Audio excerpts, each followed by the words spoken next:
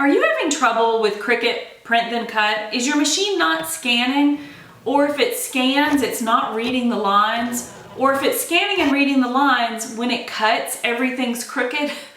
I've been there in all of those situations, and today I have 8 things that you can do, 8 easy things, and when I say easy, I truly mean it, 8 easy things that you can do to fix the situation and get you back to crafting. If you are new here, you're crafting with Kim Byers, let's pop into it. I've broken these 8 things down into 3 categories. So we are going to start with our machine, then we're going to talk about materials, and lastly, we're going to talk about the printer. Okay, so starting off with the machine, very first thing, is it on a sturdy surface? And I know what you're thinking, yes, it's on a sturdy surface, it's on a table. Well, depending on the table. So candidly, it would be best if you had it on a stationary surface, meaning like a kitchen counter or something like that. Because sometimes when you're on a kitchen table, like my kitchen table, it only has a leg in the center of the table. It doesn't have legs on all 4 corners. And so unfortunately, when it's sitting on this surface and it's doing print then cut, it tends to shake. So first and foremost, make sure that you're on a stationary, sturdy surface when you're doing print then cut. Number 2, and this is a biggie, and this one caught me off guard in the beginning when Print Then Cut first came out so badly. I was so frustrated, and this is all it was. It was the lighting in my room. The sensor is a tiny little light, and it's shining down on the paper. If you have harsh light or shadows in your room, it's not going to be able to sense the paper very well. So if you have an open window, which was my problem, I love natural light. So I had this open window and it was shining a glare onto my Cricut. And so I wasn't, like the sensor wasn't able to read. So if you have harsh light in your room, you need to do something about that. And if you have shadows, you're going to have to do something about that. And I know what you're thinking. I don't want to move my Cricut. I get it. I didn't want to move mine either. And there's 2 ways that you can remedy this issue without moving anything. First, you could use something like a cheesecloth or something that you could hold it over it while it senses that particular cut, right? So that's just evening out the light over your Cricut. Second, which is even easier, turn off the lights. Close the window shades, turn off the lights in the entire room. The Cricut just needs to be able to sense that. You just want to get rid of the harshness. Told you this was going to be easy.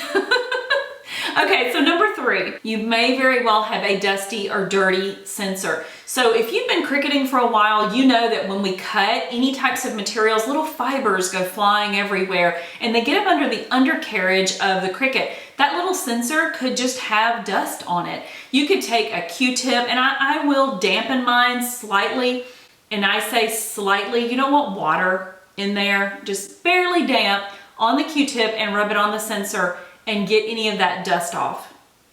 That's it, guys. And number 4, and this is the biggest of all of the 8. And so I'm gonna tell you about it, but I'm actually going to show you step by step at the end of the video. Have you calibrated your machine? Do you pick your machine up and move it to a place to craft with it and then move it back and store it? If you move your machine ever, you need to calibrate it. Good news is it's super easy to do. And so I'm gonna hold that to the end and show you how to calibrate from beginning to end. For number 5, let's go ahead and move into materials. So when you are doing print then cut, there's 2 things that you have to do with materials. First and foremost, you have to put it in the upper corner of the mat. It cannot be anywhere else, and it cannot be slightly off. It has to be in the true corner of that mat. Now, if it's the Venture that you're calibrating, that is a little bit different. It's in the bottom lower left, I believe. But for every other machine, your Explorer, your Maker, all the versions of those things, it's always going to be in the upper corner of your mat. And number 6, no wrinkles. You can't have any wrinkles, no bumps, no anything on the material or in the material that you are trying to print then cut. Any type of little ripple in that could really hinder you being able to do a good job. So just when you put it down, just make sure that you use a brayer or a scraping tool and really get all the bubbles and things out of it. And that happens a lot of times when you have stored materials that are rolled up. So it's not a big deal, guys, but just put a little more effort into making it as flat as possible, because that little sensor is going to read all the little bumps and wiggles that you might have in your material.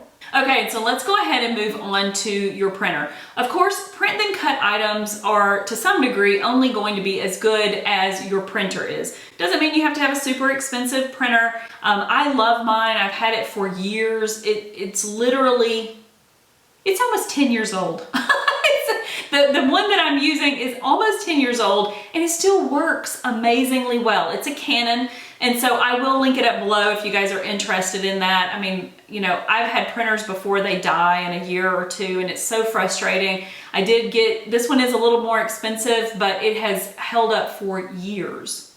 Literally years. Okay, so moving on. So there's two things that you can do with your printer. Well, I guess one is actually not your printer as much as it is inside of Cricut Design Space. So that would be the bleed. So when you're working in Cricut Design Space and you're working through the printer settings, so how you want to actually print that onto the material, you have the option of doing a bleed. All a bleed is it gives like a little bit more color all the way around that image. So imagine that you are going to print then cut a red circle. Right, you got a red circle. And so the bleed is literally just going to add a very small extra area of red all the way around, and it gives the machine a little bit of wiggle room. So turn on your bleed. Second thing with your printer, in your dialog box, so as you're going through the print then cut and its prompts as you go, in the dialog box, make sure that you are selecting the best possible print that you can get out of your printer. So that often means choosing a photo quality. If you choose a regular quality, it's going to hold back some of that ink and it's not going to give you that beautiful, vibrant print. Okay, so now that we've gone through all 8, let's talk about calibration. And this is what you want to do if your image is cutting sideways, you know, crooked or wonky, or you've got more white space on one side than the other. So let's go ahead and pop into Cricut Design Space. I'm going to show you how to do this real quick. Okay, so let's go into Cricut Design Space. We'll pull up a canvas, a blank canvas, go up in the upper right corner and select Settings, Machines, and then choose the machine you're working with. We'll be using the Explore 3 today. Select Start. Our choice is Print Then Cut, so we'll go ahead and hit Print Then Cut and select your printer and print your calibration sheet. Now that we have our sheet, we want to put that onto our mat, and again, it has to be in that upper corner, perfectly so. And now we select Go. So I can already tell that it did not do well. Now again, we haven't calibrated it yet. This is just what our current machine setting would do. So if we printed stickers, oops. So if we created stickers or any other kind of project, this is the error that we would receive. So let's say, does the cut line touch the printed line all the way around? And our answer is no. So we hit continue. And now it's going to do a basic calibration. So I can already tell you from watching these first ones, it is very far off. So what we'll do is we'll assess each one, and then we will tell the calibration tool in Cricut Design Space which ones of the numbers and which ones of the letters was the most perfect. Now again, we're not going to unload it, we're going to leave it loaded, and we can look and see that, well, the best one may very well be 14. I would say yes, probably 14. Okay, and then if we look at our letters, our best one will be N. So 14 and N. Now we want to check this again now that we've made those choices, and so we are going to print off another sheet, put the next sheet on, and we're going to try this one more time. Okay, that's much better, much better. So we're going to select yes, and we're going to proceed to a fine calibration. So the first time we did a standard, and this time we'll do a fine. So I can already tell you these cuts were much closer, and our perfect one this time is going to be 10 and okay, I think. So now for this final fine calibration, we cut out the larger square. So let's take that up and see how it did. The large.